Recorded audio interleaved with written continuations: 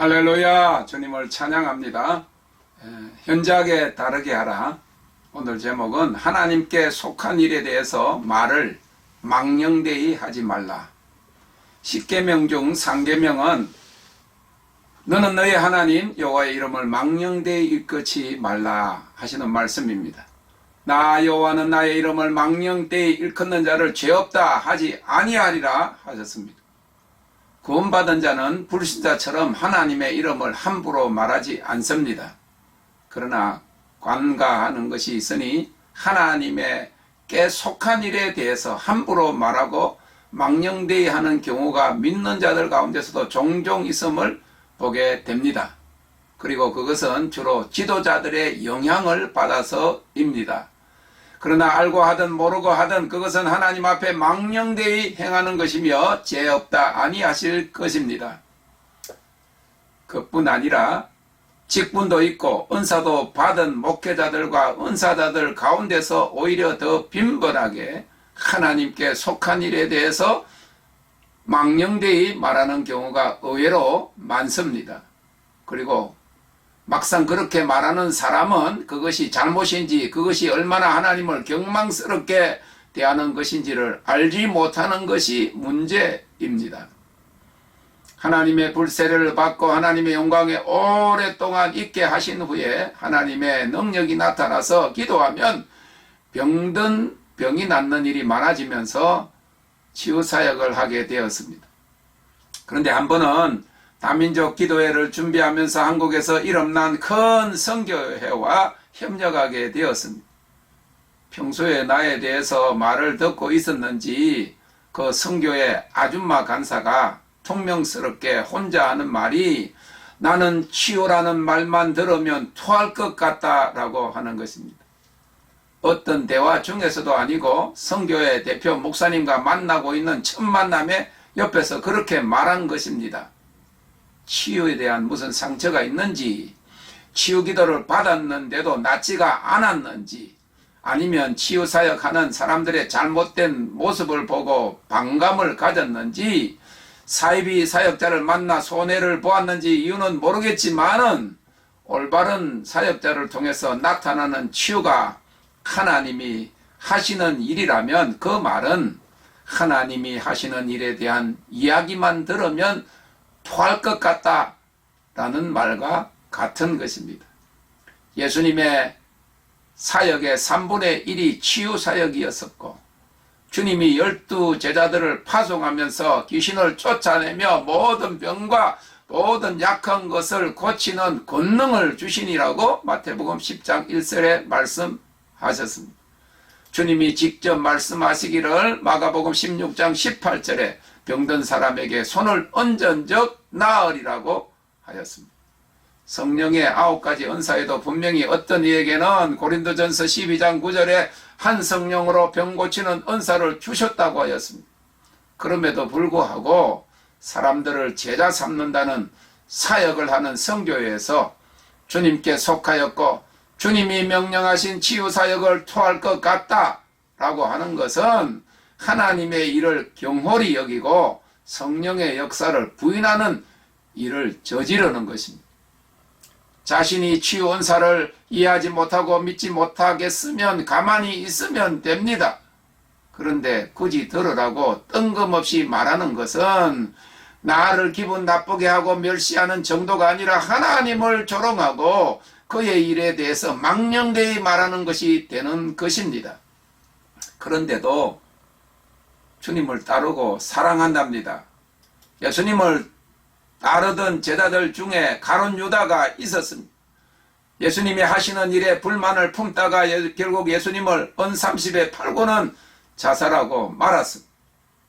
그러므로 우리는 설령 은사자들에게서 실망을 당했고 상처를 받았고 손해를 보았다고 할지라도 그 사람을 분별하여야 하고 그렇게 하지 못한 자신의 잘못이지 하나님의 은사를 부정하거나 하나님의 일에 대해서 망령되이 말해서는 안 된다는 것입니다.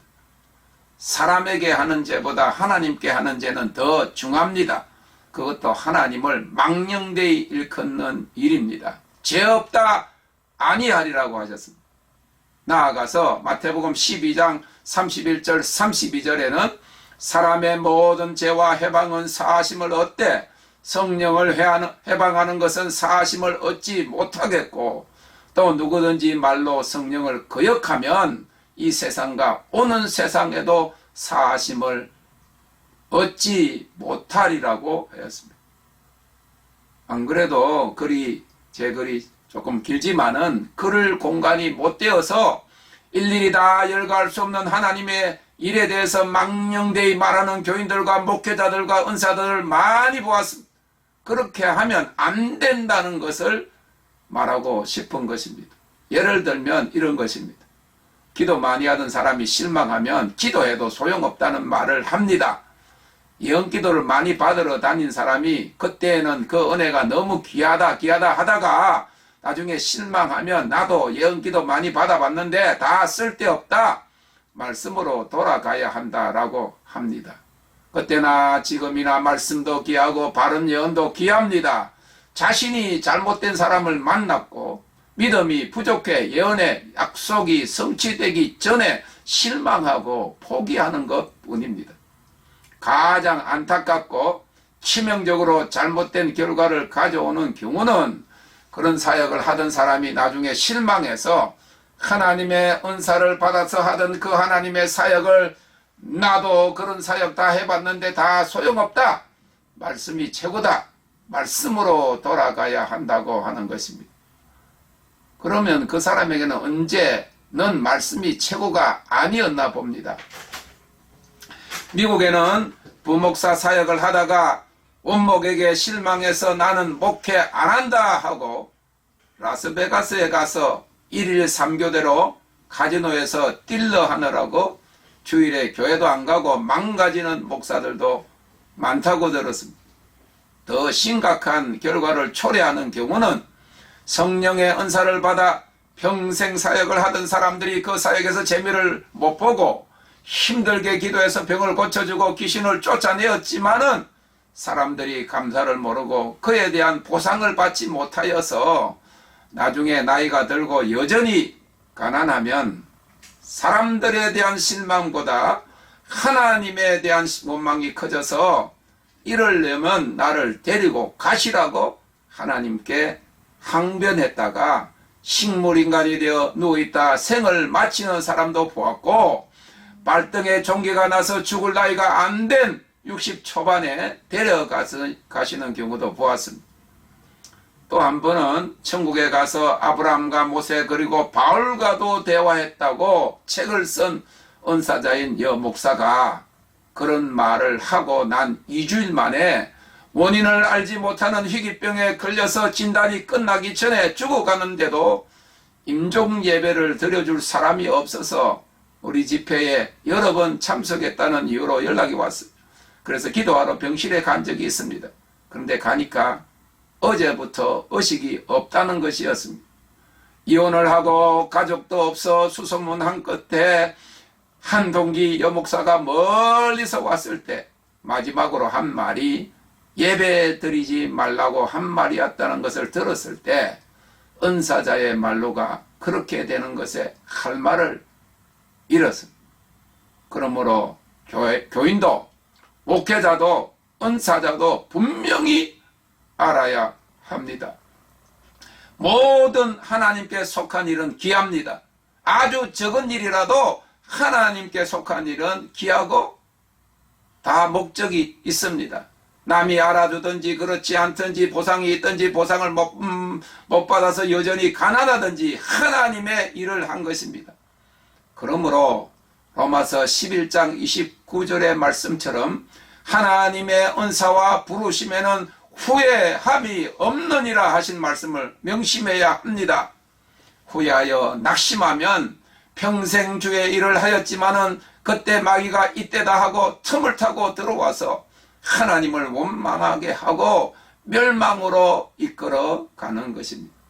부친이 60년대 중반에 거제도에 첫 기도원을 설립하시고 그런 사역을 하셨기에 옆에서 그러한 일을 수없이 보아왔습니다. 그래서 그런 사역 안 하고 선교와 교수 사역 하려고 했는데 하나님의 마지막 때에 대한 계획이 계셔서 성령 세례 받은 지 33년 만에 불세례와 하나님의 영광에 삼켜지게 하셨을 뿐만 아니라 이제 너는 넘어지지 않을 것이다 라는 약속을 주셨기 때문에 이 나이 되도록 또 14년의 영적 훈련 과정을 견디게 하신 것입니다. 넘어지지 않는다는 교만이 아닙니다. 그러한 것에 대한 실망을 가진 나를 아시고 하나님이 주신 약속입니다. 성령으로 거듭나고 은사를 받은 자에게 주는 무서운 말씀이 있습니다. 히브리서 6장 5절 6절의 말씀입니다. 한 번 비침을 얻고 하늘의 은사를 맛보고 성령에 참여한 바 되고 하나님의 선한 말씀과 내세의 능력을 맛보고 타락한 자들은 다시 새롭게 하여 회개케 할 수 없나니 이는 자기가 하나님의 아들을 다시 십자가에 못 박아 현저히 욕을 보입니다. 그러므로 하나님에 대한 일에 대해서 망령되이 말하는 죄를 범하지 말아야 합니다. 혹 그랬다면 지금 바로 회개하고 다시 하지 않아야 합니다. Thank you, Lord.